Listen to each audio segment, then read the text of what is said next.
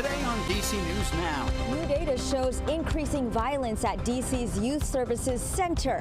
Why district leaders are now meeting to address safety concerns. Temperatures are on the rise. Today we're tracking the warm-up. 2 men arrested and an off-duty DC police captain injured. I'll have the latest on the investigation. And price-checking essentials on every aisle. We're stretching your dollar before you go grocery shopping. Plus, meet the woman on a mission to boost the breast cancer patient confidence. I just feel so happy and so grateful that, I could help in some way, shape, or form. Learn more about this week's DMV Doer. You're watching the station covering all of the DMV. This is DC News Now.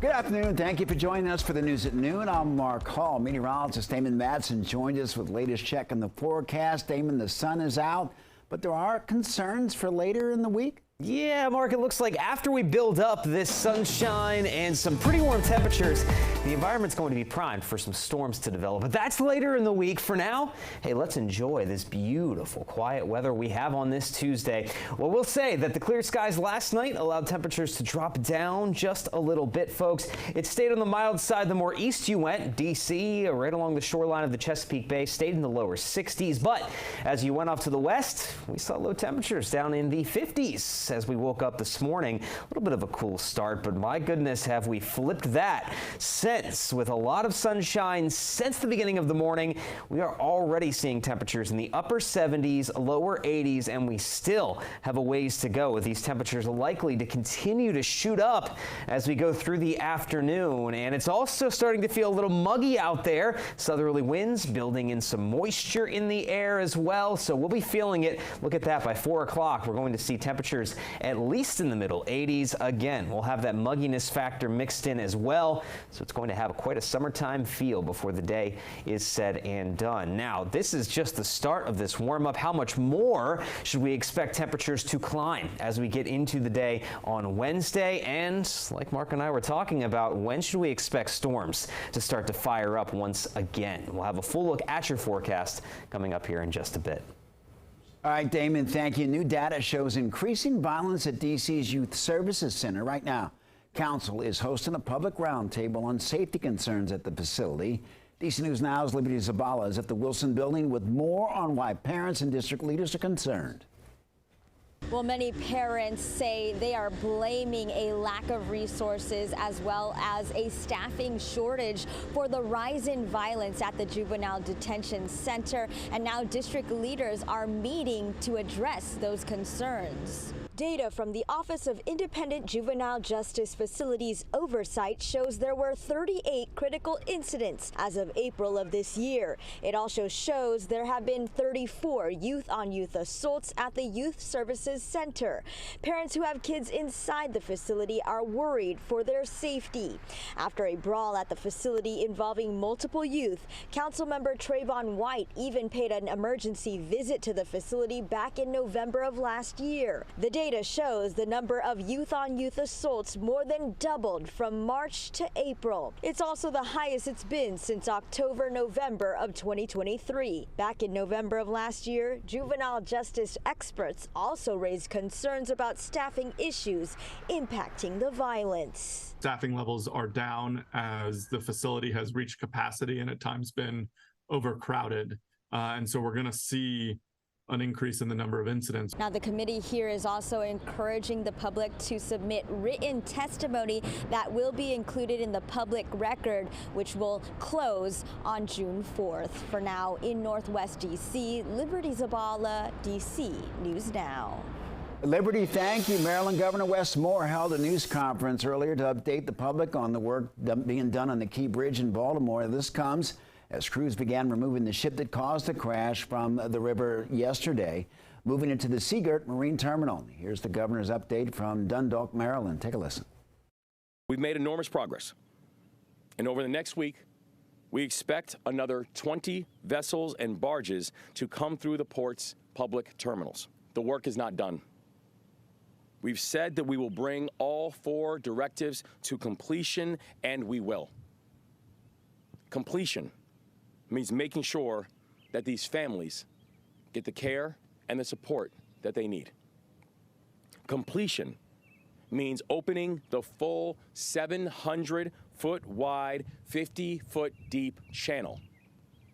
Completion means making sure that none of our businesses or our workers fall through the cracks, and we fully reopen the vessel traffic to the port. Nearly 2 months after the Key Bridge collapsed, the ship is in a new spot at the Port of Baltimore. It took more than 18 hours for crews to move the ship away from the collapse site using 5 tugboats. 21 crew members on board were moved along with the ship. One business owner tells us the removal of the ship is a good sign for the region.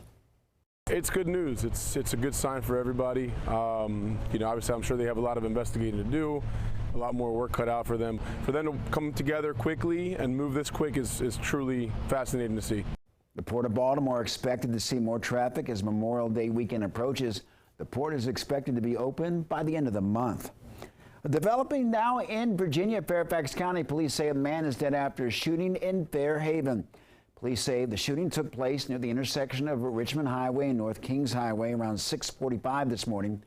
Police say the man was not breathing when they arrived on scene. The search for a suspect vehicle continues. And developing now, we're learning the names of 2 people who are in police custody after a D.C. police captain was shot at while driving to work. The suspects, 21-year-old Rashid Thorne, of no fixed address, with no address, and 21-year-old William Walker IV. The incident started in the district and ended with a car crash in Prince George's County. DC News Now's Jean-Marie Sissay explains what happened. Yeah, we're here by Landover Road, where police say the car involved in the D.C. shooting crashed and flipped over, and 2 suspects were arrested. Now, D.C. Police Chief Pamela Smith says she's thankful for the community input and also the collaboration with Prince George's County Police Department to make a quick arrest. An everyday commute to work for a D.C. police captain took a turn for the worse. Around noon on Monday, D.C. police say the off-duty officer was driving his personal car to work near 7th Street in Northwest when he noticed the car driving erratically. All of a sudden, that car came to a stop. A man exited and fired at the officer while he was inside the car. The officer then drove to the 4th District Police Station, where he was taken to the hospital for non-life-threatening injuries. The officer was able to get a partial plate number and a description of the suspect's car, and that's when police began their search. Around 1 p.m., the suspects crashed their car in Landover, Maryland, near Dodge Park and Landover Road. And that's where Prince George's County Police arrested 2 men. In a press conference, D.C. Police Chief Pamela Smith said this type of violence is unacceptable. Didn't necessarily have to be a Metropolitan Police Department officer. And as you know, when these types of things happen, you must know that we will not tolerate this kind of violence in our city. We will use every resource, as we have been, with any incident to ensure that no one gets away with this type of crime. Police say this is still an ongoing investigation. We'll continue to follow the story and bring you the latest. For now, reporting in Landover, Maryland, I'm Jean-Marie Sissay, DC News Now. Yeah, Marie, thank you. Meanwhile, people living in the Brightwood neighborhood are reacting to the shooting, and some are frightened by what happened, and others say that it serves as a reminder to stay cautious. Others also saying that gun violence is a serious issue across the district. It's not something people can play with. When you lose a human being, you will never get that human being back. It's a little nerve-wracking now. We have to be careful no matter where we are. We have to always look around. Well, today, Attorney General Brian Schwab announcing new public safety legislation. And developing now at noon, D.C. police say that 1 person is dead after a double shooting in Northwest. According to investigators, the shooting took place near the intersection of Blair Road and Geranium Street around 10 last night. The other person involved in the shooting was taken to the hospital, and officials say that they're expected to recover. So far, no word on a suspect. In Montgomery County, fire officials say that 6 adults and 3 children are without a home after this fire broke out in Germantown. It happened near the intersection of Thunderhead Way and Thunderhead Drive around 2:30 yesterday afternoon. Officials say that flames broke out after a propane tank caught fire. They tell us that there were no injuries. Montgomery County fire officials say that several dogs inside the home during the fire are missing. Pro-choice advocates pushing back against Governor Glenn Youngkin. They are calling out his decision to veto a bill guaranteeing the right to contraceptives in Virginia. They say the bill is necessary after Supreme Court Justice Clarence Thomas called previous rulings on contraception into question. Governor Youngkin says that he supports access to contraception. However, he says the bill would harm the religious freedoms of people in Virginia. We spoke with a woman whose daughter uses birth control to help manage hormonal issues.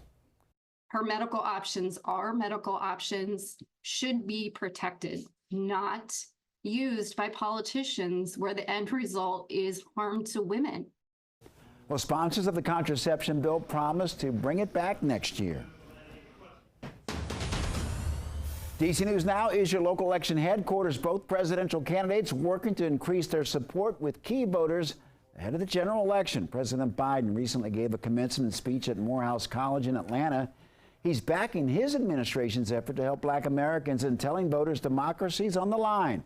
Former President Trump spoke with gun owners at a convention, earning an endorsement from the National Rifle Association. Get all your friends, all the gun owners, they have to go and they have to vote. If they vote, there's nobody that can beat it. Lots at stake. It's not about me, it's about the alternative. Election day is Tuesday, November 5th. Happening now, Montgomery County leaders working to help every student in the county have access to a computer. The county says it still has around 25,000 computers available for free. And they come from a grant through the Montgomery Connects program, and you must have a library card in order to get one. If you live in Montgomery County, but you do not need to be a U.S. citizen. And you must make an appointment online and prove that you did not have access to a computer and appear in person with a photo ID to pick one up.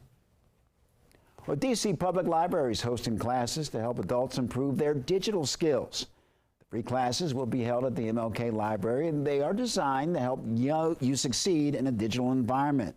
Some topics they will discuss in this week's classes include typing practice and understanding Google Drive. Dates and times for the classes can be found on the D.C. Public Library website.